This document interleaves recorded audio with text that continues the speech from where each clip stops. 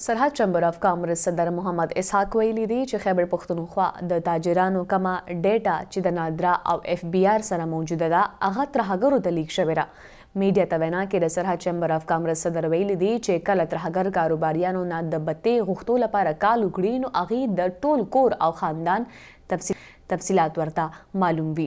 د ویلي چې تاجرانو د بانک اکاونټ په شمول د خاندان د وګړو اکاونټونه او ټوله ډیټا هم ترهګرو ته په لاس ورغلې ده. تاسو خبرو د سرحد چمبر اف کامرس صدر محمد اسحاق ویلي دي چې خیبر پښتونخوا د تاجرانو کومه ډیټا چې نادرا او اف بي آر سره موجوده ده هغه ترهګرو ته لیک شوې ده. میډیا ته وینا کې سرحد چمبر اف کامرس صدر ویلي دي چې کله ترهګر کاروباریانو ته د بتې غوښتو لپاره کال وکړي نو د هغې د ټول کور او خاندان تفصیلات ورته معلوم وي.